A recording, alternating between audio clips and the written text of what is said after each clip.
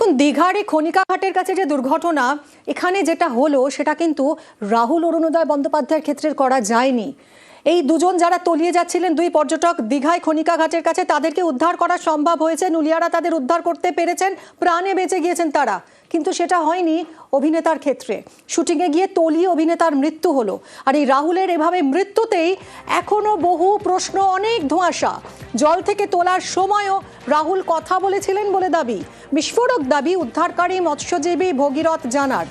কথা বলবো পঙ্কজ আমাদের প্রতিনিধির সঙ্গে। পঙ্কজ, আর কি তথ্য উঠে আসছে, আপডেট কি?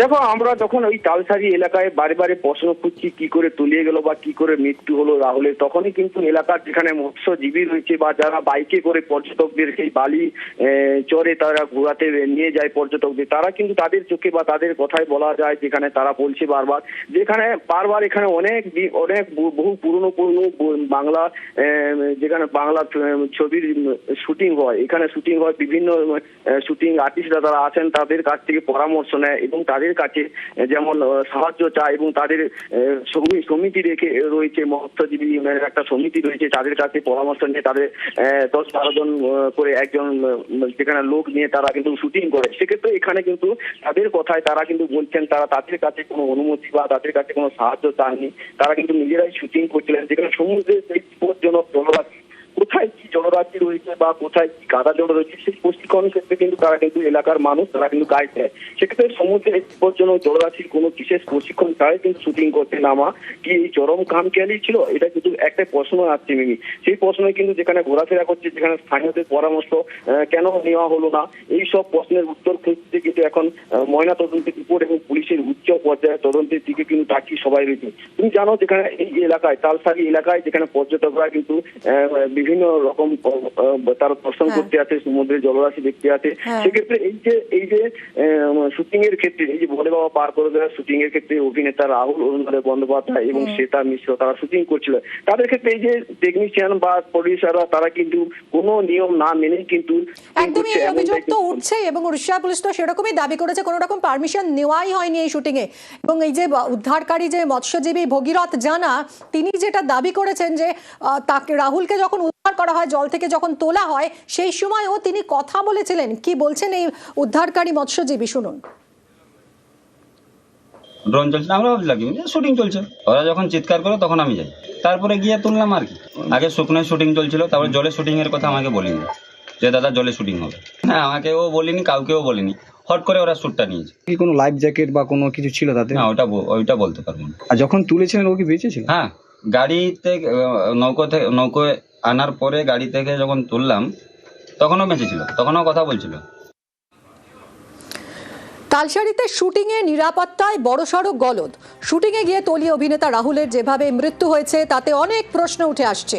তালসারিতে ঘটনাস্থলে সমুদ্রের চরিত্র রহস্যময় বলে দাবি, জলের স্রোত অনেকটাই চোরাবালির মতো বলে দাবি করছেন স্থানীয়রা। বিপজ্জনক এলাকায় শুটিংয়ে কি নিরাপত্তার ব্যবস্থা ছিল, সেই সমস্ত প্রশ্নই উঠছে। পঙ্কজের সঙ্গে আরো কথা বলবো। পঙ্কজ, শুটিং টিমের গাফিলতি তো ছিলই, কোনো রকম নিরাপত্তার বন্দোবস্ত ছিল না, কোনো রকম পারমিশন নেওয়া হয়নি, কিন্তু যেখানে এতটা বিপজ্জনক একটা জায়গা সেখানে তো একটা বোর্ডও লাগিয়ে রাখা যেত কোনোভাবেই। তো ওখানে যে এরকম চোরাবালি বিপজ্জনক একটা হয়ে রয়েছে সেটা জানার কোনো উপায় তো ছিল না। দেখো, জানার কিন্তু উপায় ছিল না, তুমি যেটা বললে সেটা ঠিকই, কিন্তু যেখানে ওই এলাকায় দ্বীপের মতো রয়েছে, তুমি ছবিতে স্পষ্ট বুঝতে পারবে যে চারদিকে কিন্তু সমুদ্রের জল রয়েছে, মাঝখানে দ্বীপ, আর ওই দ্বীপ কিন্তু জোয়ারের সময় কিছুটা হলেও ভরে যায়। সেক্ষেত্রে সেই সময় জোয়ারের সময় ছিল, যেখানে তোমাকে জানিয়ে রাখি এই যে স্রোত রয়েছে সেখানে সুবর্ণরেখা নদী এবং বঙ্গোপসাগরের জল একসঙ্গে মিলিত হয়েছে। সেই যে স্রোতের একটা ধাপ রয়েছে, সেই ধাপের যেখানে সেই খাড়া, অর্থাৎ দ্বীপ থেকে একেবারে প্রায় 10 ফুট দ্বীপ রয়েছে, 10-20 ফুট দ্বীপ রয়েছে, 1 ফুট অন্তর কিন্তু দ্বীপ রয়েছে। সেই দ্বীপে হঠাৎই কিন্তু জল যখন চলে আসে, সেক্ষেত্রে কিন্তু এই ঘটনা ঘটে, এমনটাই কিন্তু স্থানীয়রা জানাচ্ছেন। তবে স্থানীয়দের দাবি বা তারা জানাচ্ছেন যে এই জায়গায় কিন্তু কোনো শুটিং এর ক্ষেত্রে যদি কোনো আমাদের সাহায্য নিত, তাহলে আমাদের 10-12 জন করে আমরা থাকতাম, বিভিন্ন শুটিং এ কিন্তু তারা সাহায্য করেছে, হেল্প করেছে, এমনটাই কিন্তু জানাচ্ছেন। তবে সেক্ষেত্রে তারা কিন্তু কেউই ছিল না বা কোনো তাদের কাছে কোনো তাদের সাহায্য চাইনি। সেক্ষেত্রে কিন্তু এই ঘটনা কিন্তু ঘটে গেল, যদিও তারা যদি জানাচ্ছেন যদি আমরা থাকতাম তাহলে এই ঘটনা ঘটতো না। তবে মৎস্যজীবী যেখানে এলাকার যে ভগীরথ জানা তিনিও দাবি করছেন যে উদ্ধারের সময় কিন্তু একটু সময় দেরি হয়ে গেছে, কিন্তু সেক্ষেত্রে উদ্ধার করার পরেও কিন্তু যখন রাহুলকে নিয়ে আসি তখন কিন্তু তার সঙ্গে কথা বলেছে বলছেন, কিন্তু হাসপাতালে গিয়েই কিন্তু এই মৃত্যু সে কিন্তু মেনে নিতে পারছেন না। কারণ এখানে পঙ্কজ অনেক ধন্যবাদ। কি বলছেন স্থানীয়রা একবার শুনবো। কিন্তু লোকালও থাকতো এটা হতো না, কেন লোকাল বলতো যে এখানে খালো আছে, এখানে নরম বালি আছে, তারা যে শুটিং করছে কিছু বলে না, দুদিনের যে শুটিং করছে এই ঘটনা ঘটছে, কিন্তু আমাদেরকে লোকালও কিছু মানে বলেই না তারা। নিউজ ফ্ল্যাশ নিবেদন করছে সাফেদ ডিটারজেন্ট পাউডার। সাফেদ 500 গ্রাম মাত্র 39 টাকায়। अक्कड़ बक्कड़ बम्बे बो। বাড়িতে কোন টিএমটি লাগিয়েছো? মাইথন স্টিল। তোমার উপর ট্রাস্ট করতে পারি। ওকে। স্ট্রং মানে মাইথন স্টিল।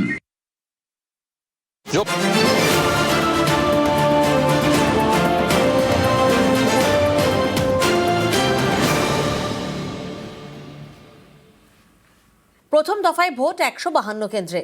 সোমবার এই সব কটি কেন্দ্রের ভোটার তালিকা চূড়ান্ত। 6 এপ্রিল প্রথম দফার ভোটের জন্য মনোনয়নের শেষ দিন, আর সেদিন যে লিস্ট প্রকাশ করা হবে তাতেই হবে ভোট। নিউজ 18 বাংলার খবরে শিলমোহর কমিশনের।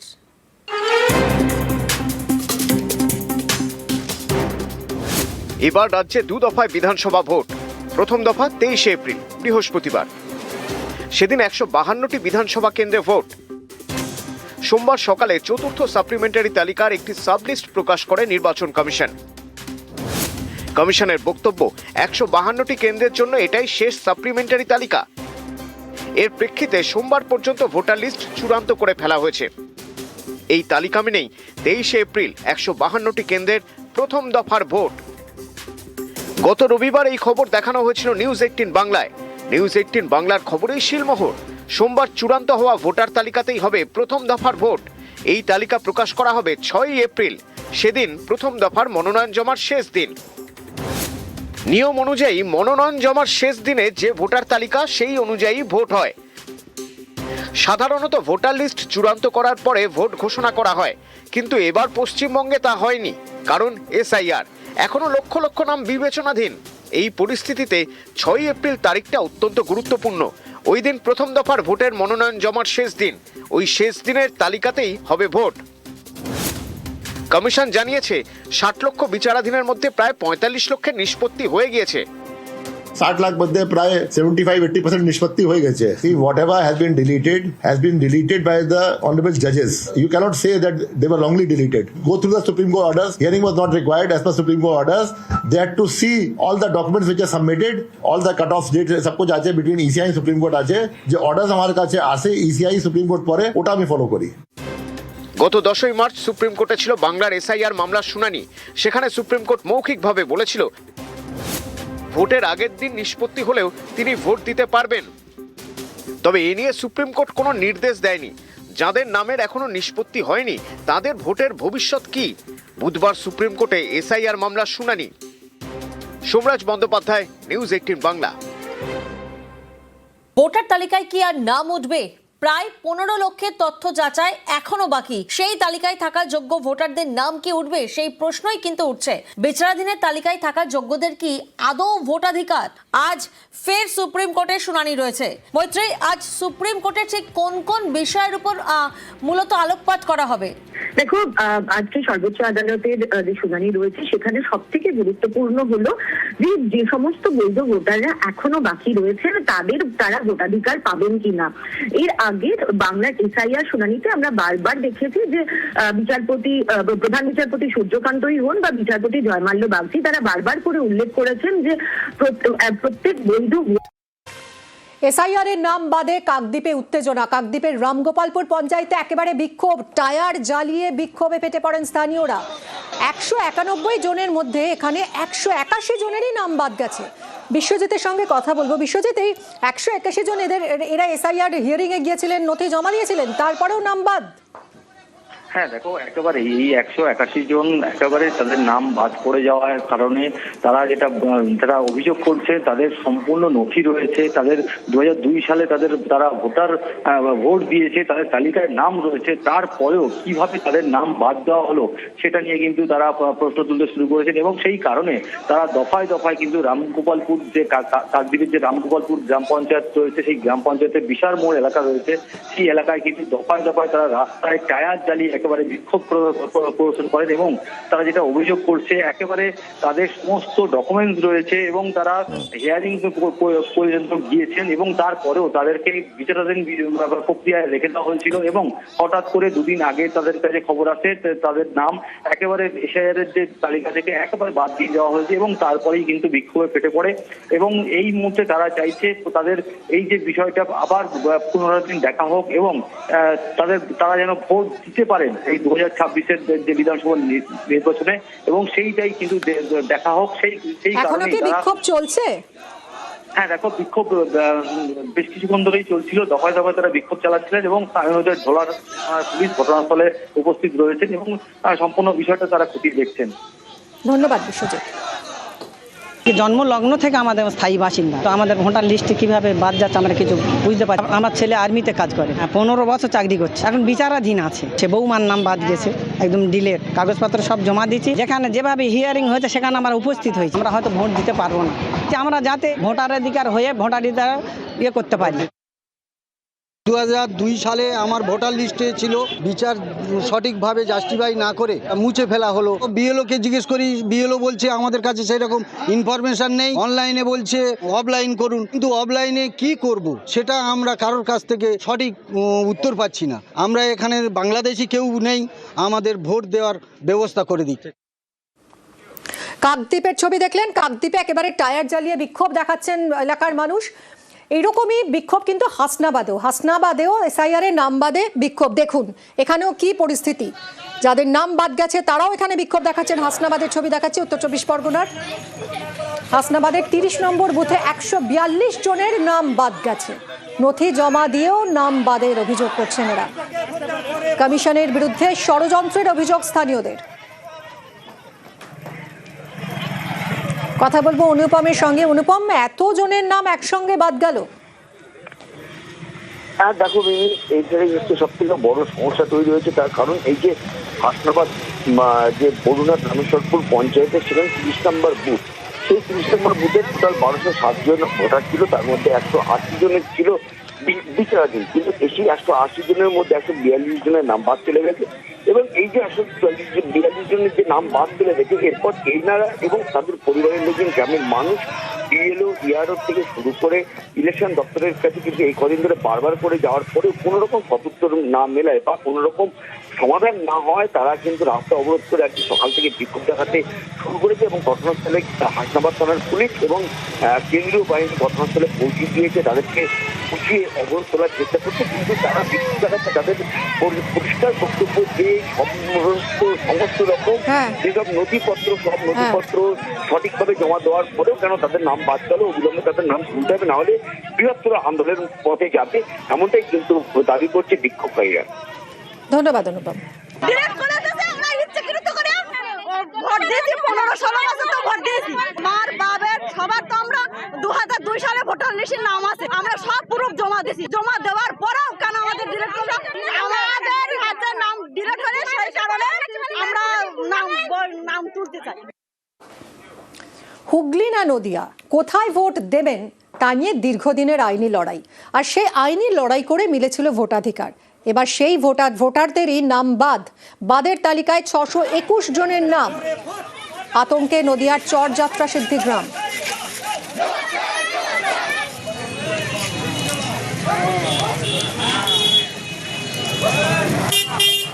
4 বুথের 1709 নাম বাদ।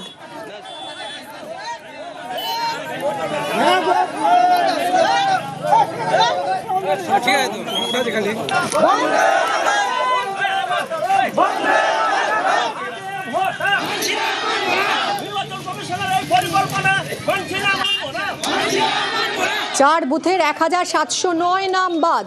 ফাঁসি দেওয়ার 4টি বুথে আতঙ্ক। 4 বুথে 2015 জনের নাম বিচারাধীন ছিল। 2015 জনের মধ্যে 1709টি নাম বাদ। কমিশনের বিরুদ্ধে ষড়যন্ত্রের অভিযোগে বিক্ষোভ। চটহাটে রাজ্য সড়কে টায়ার জ্বালিয়ে বিক্ষোভ বাসিন্দাদের। 2002 সালে নাম থাকার পরও নাম বাদের অভিযোগ।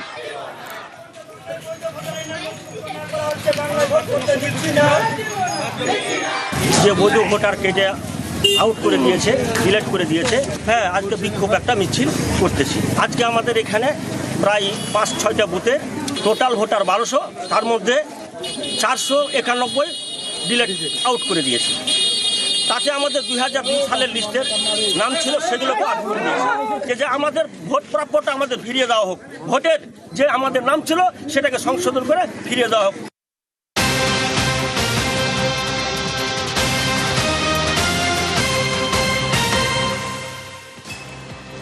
তালিকার বাইরেও বৈধ ভোটারকে সুযোগ। এসআইআর শুনানিতে পর্যবেক্ষণ সুপ্রিম কোর্টের।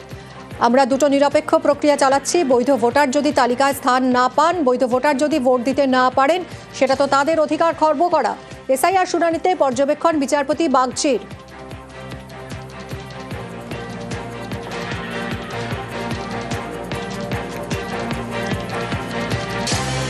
তালিকার বাইরেও বৈধ ভোটারকে সুযোগ। এসআইআর শুনানিতে পর্যবেক্ষণ সুপ্রিম কোর্টের। তালিকায় যাদের নাম বাদ গেছে তাদের মধ্যে যারা বৈধ ভোটার রয়েছেন তারাও সুযোগ পাবেন ভোট দেওয়ার। এসআইআর শুনানিতে পর্যবেক্ষণ সুপ্রিম কোর্টের। সুপ্রিম কোর্টের পর্যবেক্ষণ, আমরা দুটো নিরপেক্ষ প্রক্রিয়া চালাচ্ছি।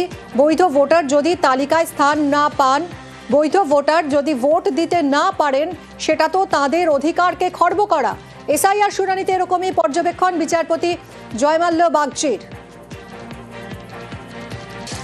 মনোনয়নের শেষ দিন পর্যন্ত নতুন নাম তোলা সম্ভব, সেই নিয়ম রয়েছে বলে সুপ্রিম কোর্টে জানিয়েছে কমিশন।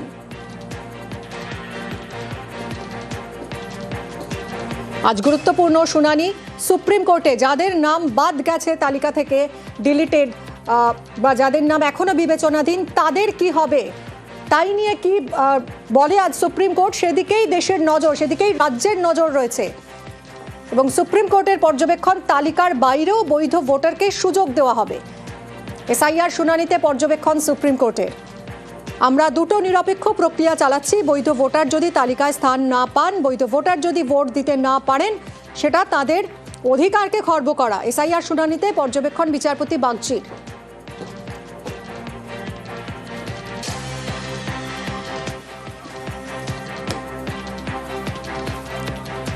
আরো বিস্তারিত বলবে অর্ণব, রয়েছে সঙ্গে। অর্ণব, দেখো, আজকে সুপ্রিম কোর্ট দুটো বিষয় খুব স্পষ্টভাবে জানিয়ে দিল যে সুপ্রিম কোর্টের নজরদারিতে নির্দেশে অ্যাডজুডিকেশন পর্ব চলছে, অর্থাৎ জুডিশিয়াল অফিসাররা যে অ্যাডজুডিকেশনের 60 লক্ষ নামে নিষ্পত্তি করছে এবং কমিশন এখানে ভোটের নির্ঘণ্ট, ভোটের যে সময়, সেই সময়কে বারবার মাথায় রাখছে এবং মনোনয়নের শেষ দিন পর্যন্ত তারা ভোটার লিস্টে নাম সংযুক্ত করে এমনটা বলছে। কিন্তু বিচারপতি জয়মাল্য বাগচি তিনি স্পষ্ট জানিয়ে দেন, এক, এই যে প্রক্রিয়া চলছে সেখানে কোনো বৈধ ভোটার তিনি অ্যাডজুডিকেশন পর্ব, এরপর ট্রাইব্যুনাল পর্ব থেকেও সাকসিড হতে পারেন। অর্থাৎ ট্রাইব্যুনালেতেও অনেক বৈধ ভোটার তাদের নাম ফিরে পেতে পারেন। তারা কি তাহলে ভোট দিতে পারবেন না? ভোটাধিকার তাদের মৌলিক অধিকার, তাই সেই অধিকার যাতে কোনোভাবে খর্ব না করা হয়, এটা সুপ্রিম কোর্টের কাছে একটা অত্যন্ত উদ্বেগের জায়গা এবং চিন্তার জায়গা রয়েছে। অন্যদিকে সুপ্রিম কোর্ট এটাও বলছে, কোনো অবৈধ ভোটার তিনি যদি থেকে থাকেন যারা এই অ্যাডজুডিকেশন পর্বে, কিন্তু ট্রাইব্যুনালে দেখা গেল তার ভোটাধিকারটি চলে গেল, অর্থাৎ যেভাবে জুডিশিয়াল অফিসার কাজ করেছিলেন সেটা উল্টো হলো ফল, সেক্ষেত্রেও তো একজন অবৈধ ভোটার তিনি ভোট দিয়ে বসলেন যে ভোট চলছে, কাজে সেটাকেও মাথায় রাখতে হবে। অর্থাৎ এক, কোন বৈধ ভোটার, এরপরে ট্রাইব্যুনালের একটি অপশন রয়েছে, সেই অপশন থেকে তিনি বৈধ ভোটার হিসেবে সামনে আসতে পারেন, কিন্তু ততদিনে ভোট হয়ে গিয়েছে, তাহলে তিনি সেই ভোটাধিকার, তার যে রাইট, যে অধিকার, সেখান থেকে তিনি খর্ব হবেন কেন, এই প্রশ্ন সুপ্রিম কোর্ট তুলল। একই সঙ্গে অবৈধ ভোটার যেন ভোট না দেয়, এই বিষয়টাও কমিশনকে দেখতে হবে। এবং এই মুহূর্তে যে বিষয়টি নিয়ে আলোচনা চলছে অত্যন্ত গুরুত্ব সহকারে, সিনিয়র অ্যাডভোকেট শ্যাম দেওয়ান তিনি বলছেন যে এখনো পর্যন্ত যে নথি কমিশন দিয়েছে সুপ্রিম কোর্টে এবং ইতিমধ্যেই মামলাকারীরা অবগত হয়েছেন, তাতে 55% অর্থাৎ যা বিপদা হচ্ছে অভিযোগের নিষ্পত্তি, তার মধ্যে প্রায় 45% ভোটারের নাম বাতিল হচ্ছে। এই হিউজ পরিমাণ না যাদের নাম বাতিল হলো তারা ট্রাইব্যুনালে সাকসিড হয়ে আস্তে আস্তে যে সময় প্রয়োজন সেই সময় কিন্তু অত্যন্ত কম। কাজেই 6 তারিখ প্রথম দফার মনোনয়নের শেষ দিন এবং তার মূল যে আবেদনটা ছিল এই ভোটিং বা ভোটার লিস্ট ফিট করার এই যে সময় সেটাকে পেছানো হোক, সেই জায়গাটাই কিন্তু এই মুহূর্তে বিবেচনায় রাখছেন এবং সওয়াল করছেন সিনিয়র অ্যাডভোকেট ক্যাম দেওয়ান। অর্ণব, তাহলে কবে পর্যন্ত নাম তোলা সম্ভব ভোটারদের? এবং সেই গুরুগম্ভীর জায়গা, অত্যন্ত স্পর্শকাতর জায়গা, সেই জায়গাটি এই মুহূর্তে বিচারের মধ্যে এনেছে সুপ্রিম কোর্ট এবং তারই সওয়াল জবাব চলছে এই মুহূর্তে সুপ্রিম কোর্টে। সঙ্গে থাকো অর্ণব। এই মুহূর্তে সুপ্রিম কোর্টে সওয়াল জবাব চলছে। তালিকার বাইরেও বৈধ ভোটারকে সুযোগ, এসআইআর শুনানিতে পর্যবেক্ষণ সুপ্রিম কোর্টে। আমরা দুটো নিরপেক্ষ প্রক্রিয়া চালাচ্ছি। বৈধ ভোটার যদি তালিকায় স্থান না পান, বৈধ ভোটার যদি ভোট দিতে না পারেন, সেটা তো তাদের অধিকারকে খর্ব করা। এসআইআর শুনানিতে পর্যবেক্ষণ বিচারপতি জয়মাল্য বাগচি। অর্ণব রয়েছে সঙ্গে। অর্ণব, আরো একবার যদি জানাও এখনো পর্যন্ত সওয়াল জবাবে কি কি উঠে এলো? আমরা আবার যোগাযোগের চেষ্টা করছি। এই মুহূর্তে সওয়াল জবাব চলছে। মনোনয়নের শেষ দিন পর্যন্ত নতুন নাম তোলা সম্ভব, সেই নিয়ম রয়েছে বলে সুপ্রিম কোর্টে জানিয়েছে কমিশন।